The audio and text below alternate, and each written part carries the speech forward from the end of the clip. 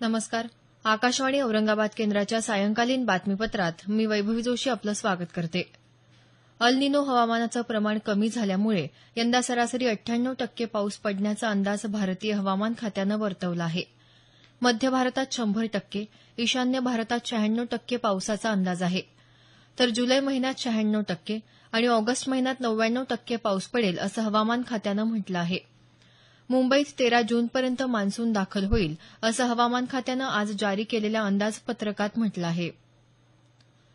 राष्ट्रीय आपत्ती निवारण दल एनडीआरएफमध्ये 2 बटालियनची वाढ झाली असून आपत्तींचा सामना करण्यासाठी सर्वांनी एकत्र येऊन काम करणं गरजेचं असल्याचं मत गृहमंत्री राजनाथ सिंग यांनी व्यक्त केलं आहे. ते आज नवी दिल्ली इथं राज्य आपत्ती निवारण दलाच्या एका संमेलनात बोलत होते. एनडीआरएफमध्ये पायाभूत सुविधांचंही बळकटीकरण करणार असल्याचं ते म्हणाले. पॅरिस हवामान करारातून अमेरिकेनं माघार घेतल्याचा निर्णय धक्कादायक असल्याचं सिंग यांनी याबाबतच्या प्रश्नाला उत्तर देताना सांगितलं. केंद्रीय माहिती आणि प्रसारण मंत्री एम व्यंकय्या नायडू यांनी आज मुंबई इथं माहिती आणि प्रसारण मंत्रालयाच्या अखत्यारीतल्या सर्व प्रसारमाध्यमांच्या कामाचा आढावा घेतला. यावेळी मुख्यमंत्री देवेंद्र फडणवीस उपस्थित होते. आकाशवाणीचं मराठी राष्ट्रीय बातमीपत्र मुंबई इथून प्रसारित होत असल्याबद्दल नायडू यांनी आनंद व्यक्त केला. स्थानिक प्रादेशिक भाषा आणि बोलीभाषांना आकाशवाणीच्या कार्यक्रमात स्थान द्यायला हवं अशी आशा त्यांनी व्यक्त केली. आकाशवाणी आणि दूरदर्शनच्या बातम्या विश्वासार्ह असल्यानं त्यात मुख्यमंत्री आणि राज्य सरकारचा सहभाग वाढवावा अशी सूचना त्यांनी यावेळी केली. राज्यातल्या नगरविकास योजना आणि परवडणाऱ्या घरांच्या योजनांच्या प्रगतीचा आढावा घेण्यासाठी आज मुंबई इथं केंद्रीय नगरविकास आणि गृहनिर्माण मंत्री व्यंकय्या नायडू आणि मुख्यमंत्री देवेंद्र फडणवीस यांच्यात बैठक झाली. यावेळी स्वच्छ भारत अभियान, अमृत योजना, स्मार्ट सिटी आणि प्रधानमंत्री आवास योजना अशा विविध योजनांच्या कामाचा आढावा घेण्यात आला.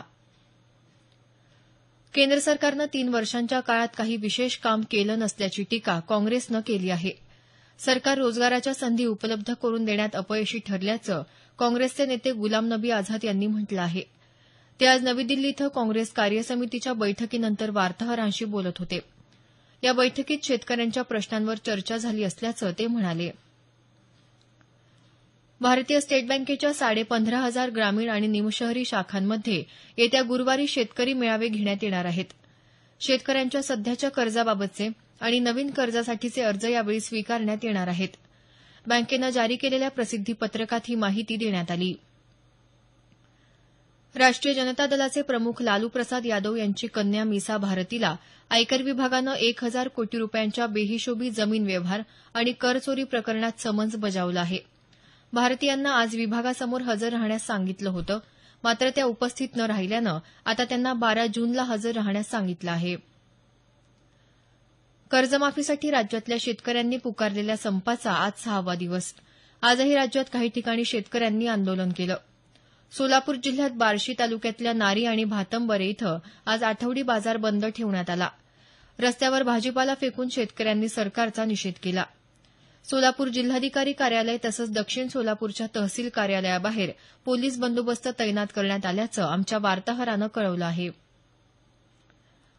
अखिल भारतीय शिवराज्याभिषेक महोत्सव समितीतर्फे 344वा शिवराज्याभिषेक सोहळा आज किल्ले रायगडावर पार पडला. यावेळी खासदार छत्रपती संभाजीराजे उपस्थित होते. राज्यभरातून हजारो शिवभक्त यावेळी गडावर उपस्थित होते. मैदानी खेळांची प्रात्यक्षिके तसंच मुख्य सोहळ्यानंतर पारंपरिक लवाजम्यासह शिवछत्रपती जिजाऊ यांच्या पालखी मिरवणुका काढण्यात आल्या. शिवसमाधी पूजनाने पालखी सोहळ्याची सांगता झाली. अहमदनगर इथं उद्या केंद्र सरकारच्या विविध विकासात्मक योजना आणि निर्णयावर आधारित कार्यशाळेचं आयोजन करण्यात आलं आहे. खासदार दिलीप गांधी यांच्या हस्ते या कार्यशाळेचं उद्घाटन होणार असल्याची माहिती क्षेत्रीय प्रचार अधिकारी माधव जायभाये यांनी दिली. या कार्यशाळेत केंद्र सरकारच्या योजनांबद्दल मार्गदर्शन आणि चर्चा करण्यात येणार आहे. लातूर जिल्ह्यात नवमतदारांच्या नोंदणीसाठी 1 जुलैपासून विशेष मोहीम राबवण्यात येणार आहे. यावेळी जिल्ह्यातले जास्तीत जास्त तरुण आणि पात्र मतदारांनी नोंदणी करण्याचं आवाहन लातूरचे जिल्हा निवडणूक अधिकारी आणि जिल्हाधिकारी जी श्रीकांत यांनी केलं आहे. याबरोबरच हे बातमीपत्र संपलं. आमचं यानंतरचं बातमीपत्र उद्या सकाळी 6:50 वाजून